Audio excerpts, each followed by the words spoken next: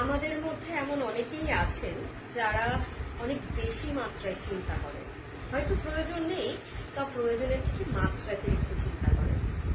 তো একটা বাংলায় প্রবাদ আছে যে রাম না জন্মাতে রামায়ণ রচনা করে ফেললেন তারা। তো এরকম দুশ্চিন্তা যারা করে থাকেন তাদের দুশ্চিন্তার কারণে কিন্তু অনেক সময় স্বাস্থ্যহানি ঘটে। তো তাদের কথা মাথায় রেখে আমি আজকে কয়েকটি টিপস দেওয়ার চেষ্টা করছি। যদি একজন মানুষও আমার এই কয়েকটা টিপসের দ্বারা উপকৃত হয়ে থাকেন তাহলে অবশ্যই আপনাদের মূল্যবান মতামত আমার কমেন্ট সেকশনে জানাতে।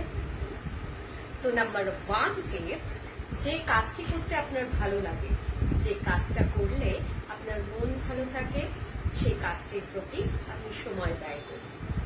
সেই কাজটি আপনি করবেন এবং সেটার প্রতি মনোনিবেশও করতে হবে। সেই সাথে আপনার মধ্যে যে সুপ্ত প্রতিভাটা আছে সেই প্রতিভাটাকে আর সুপ্ত রাখলে চলবে না।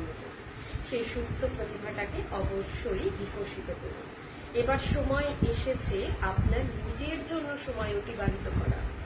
এতদিন তো অনেকের কথা চিন্তা করলেন, সেই কথা অনেকের কথাও চিন্তা করার পাশাপাশি নিজের জন্য একটা সময় দিনে নির্ধারণ করুন। 30 মিনিট, 1 ঘন্টা, 20 মিনিট, যখন যতটুকু সময় পাবেন ততটুকু সময় নিজের যে কাজটা ভালো লাগে করতে সেই কাজটার প্রতি সময় দিন।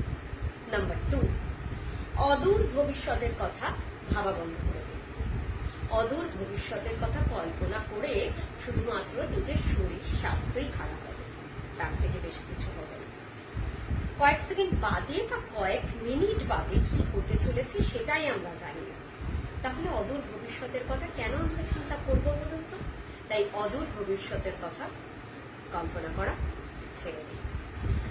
নাম্বার 3, অতিরিক্ত সম্পদ বৃদ্ধি বা পদোন্নতি করতে চাইছি। আমরা সকলেই চাই যে সম্পদ বৃদ্ধি করব বা নিজের যে পদটাই আছে তার থেকে উন্নতি সবসময় আমাদের কাম্য, কিন্তু তার মানে এই নয় যে সবসময় সেটার পেছনে আমরা ছুটতেই থাকব।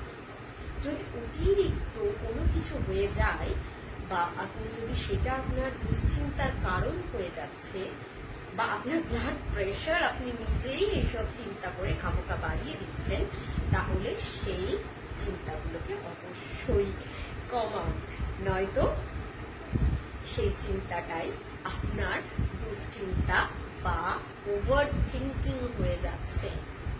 নাম্বার 4, অন্যকে নিয়ে চিন্তা করা বাদ দিন। অন্যকে নিয়ে চিন্তা করে নিজের মাথা ব্যথা একদমই করবেন। আর অন্যরা আপনাকে নিয়ে কি চিন্তা করছে সেটা নিয়েও ভাবার সময় নেই। অন্যরা আপনাকে নিয়ে যা ইচ্ছে তাই ভাবুন, আপনি নিজেকে নিয়ে কি ভাবেন সেটাই আপনার কাছে প্রথম প্রায়োরিটি হোক।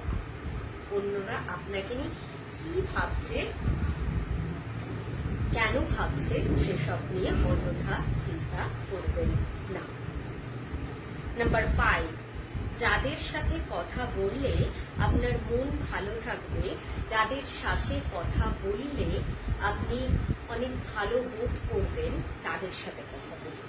তাদের সাথে ঘুরতে যান, তাদের সাথে সময় কাটান। দেখবেন আপনার মানসিক চাপ অনেকটা কমেছে এবং আপনার মানসিক স্বাস্থ্য অনেক বেশি ভালো আছে। মানসিক স্বাস্থ্য ভালো থাকলেই আপনার শারীরিক স্বাস্থ্য অনেক বেশি ভালো থাকবে। আর পরিবারের সাথে আপনি আপনার দুশ্চিন্তার কারণগুলো শেয়ার করতে পারেন। পরিবারের সাথেই, তবে বাইরের কারোর সাথে নয়। বাইরের কারোর সাথে যদি আবেগের বশবর্তী হয়ে আপনি কিছু আপনার খুব গোপন কথা কিংবা খুব দুর্ভাবনার কথাগুলো যদি বলে ফেলেন, তাহলে কিন্তু একটা সময় গিয়ে আফসোস হবে, কেননা সেই কথাগুলো আপনি দেখবেন অন্যের কাছ থেকে আবার শুনতে পাচ্ছেন। সেটা নিয়ে আপনি আবার দুশ্চিন্তা করবেন। তার থেকে বরং আপনি আপনার মনের কথা, আপনি আপনার খারাপ লাগার কথা, সেটা শুধুমাত্র খুব কাছের মানুষ ছাড়া বাইরের মানুষের সাথে একদম শেয়ার করবেন। ভালো থাকবেন, ভালো রাখবেন প্রত্যেককে, খুব ভালো থাকুন এই কামনা করি।